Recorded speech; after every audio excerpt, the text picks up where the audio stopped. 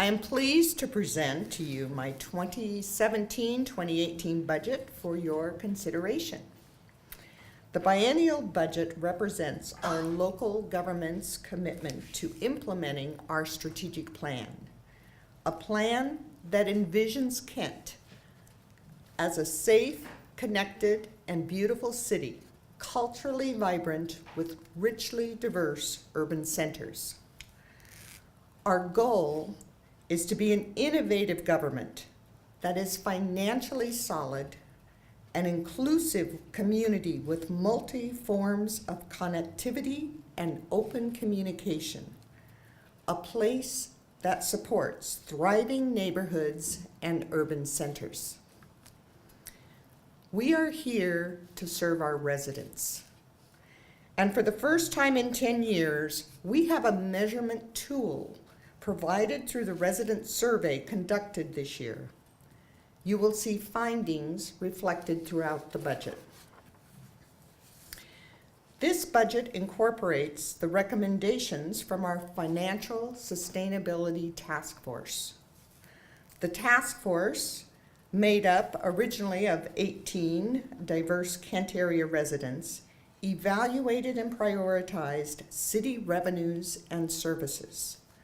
This budget funds all 5 priority areas the task force recommended. Those included increased police staffing, street maintenance, enhanced economic development, maintenance of utility infrastructure, and upgrades to information technology systems.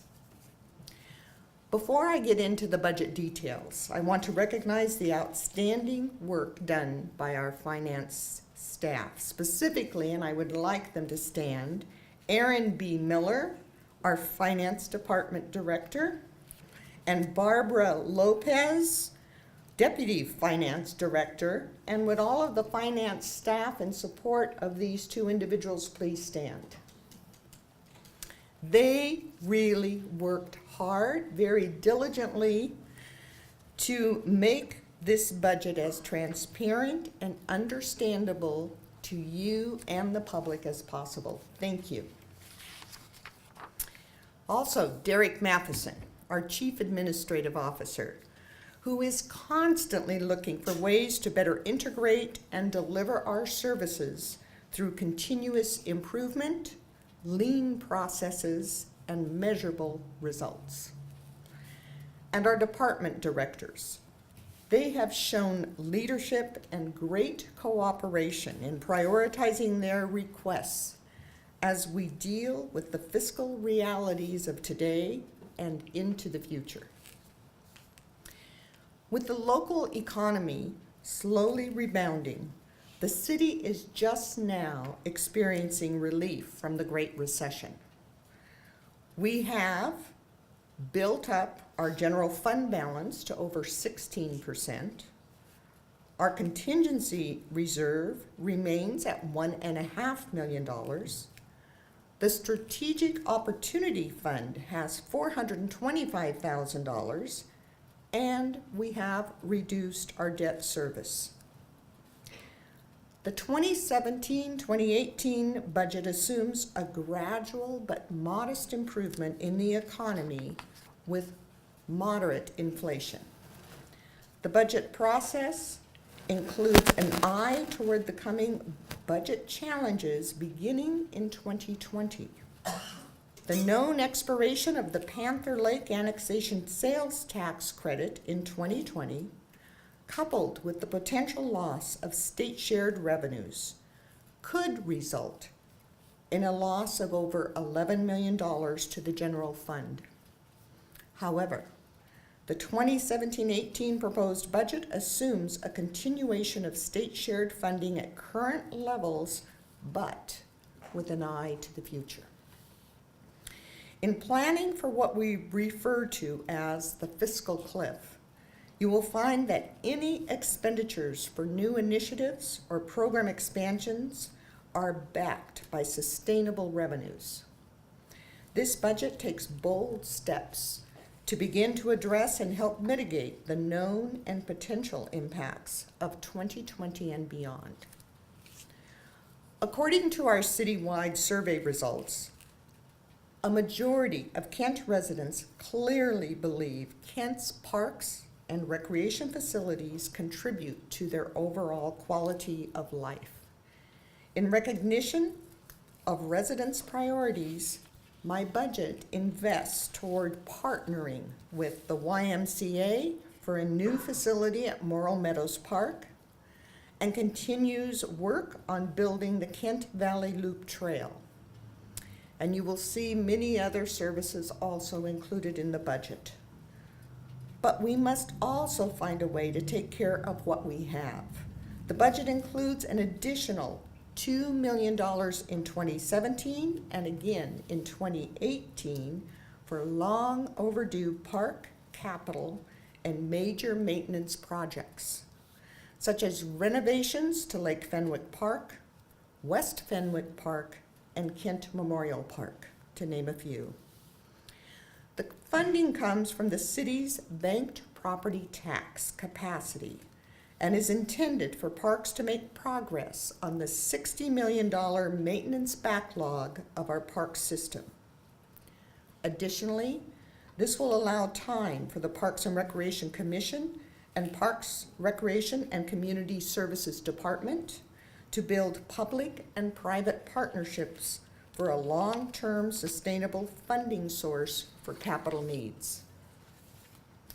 The use of banked property tax for one-time capital purposes allows the city in 2020 to shift these property revenues from parks capital to supporting general operations when the annex sales tax credit expires, a usage recommended by the Financial Sustainability Task Force.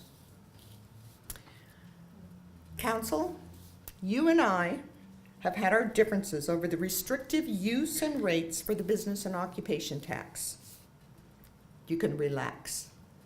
Council President Boyce warned me that touching the B&O tax was a non-starter. But I am requesting you make a minor technical change that will simplify the computation process tremendously for both taxpayers and staff. Please modify the $250,000 exemption to a $250,000 threshold. You can apply a credit to maintain tax neutrality. So, in other words, nobody needs to pay any additional B&O taxes. And I know that Aaron B. Miller will talk to you further on that modification.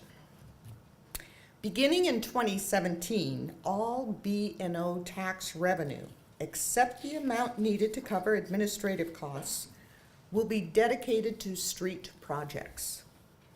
Among the $6.7 million worth of projects each year, we are repaving the north end of East Valley Highway, East James Street from Central Avenue to Jason, where we anticipate putting concrete in to assist to help maintain that area during the flooding. South 212th and 208th from the Valley Freeway up to 100th Avenue Southeast, and wait for it,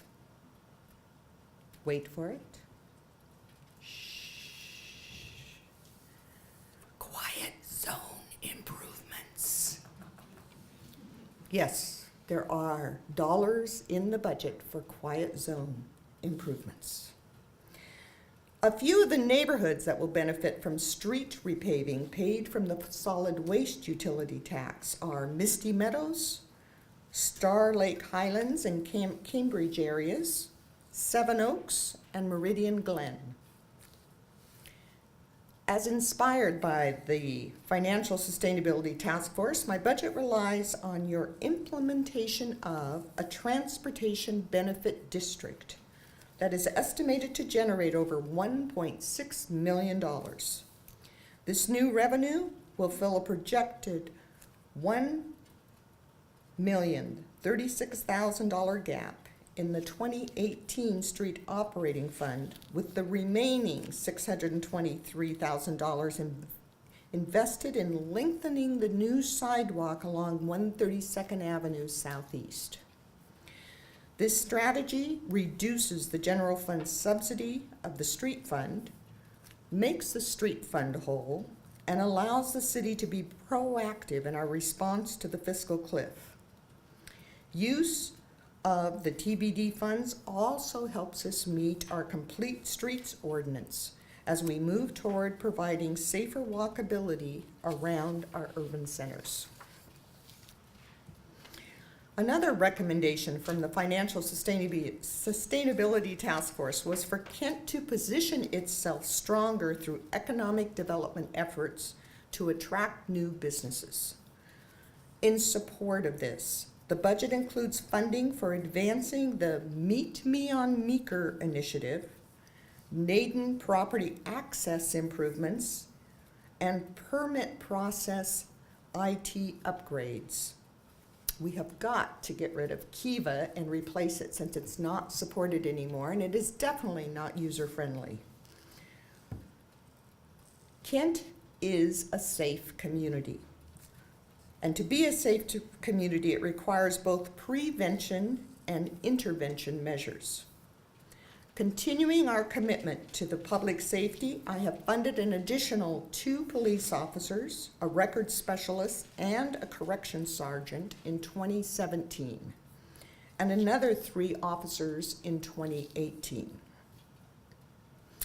In order to mitigate our prosecutors' workloads, they each handle 650 to 800 cases a year, twice as much as defense attorneys do.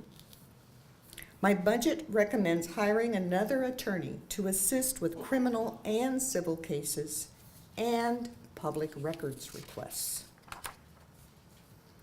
On the side of prevention, I am recommending we establish a youth program that focuses on young teens who face the greatest challenges in reaching their potential. The budget funds a program coordinator as part of the youth initiative I announced last spring. This program would work in concert with our existing recreation programs that have been expanding into after-school programs, and both at elementary and middle school levels in particular, and have been able to attract greater cooperation with the school districts in order for youth to have positive activities in that time between schooling and being home doing their homework. Safety in our residential and commercial areas includes adding a code compliance officer funded by apartment complexes to inspect our rental properties to ensure a minimum level of quality is being met.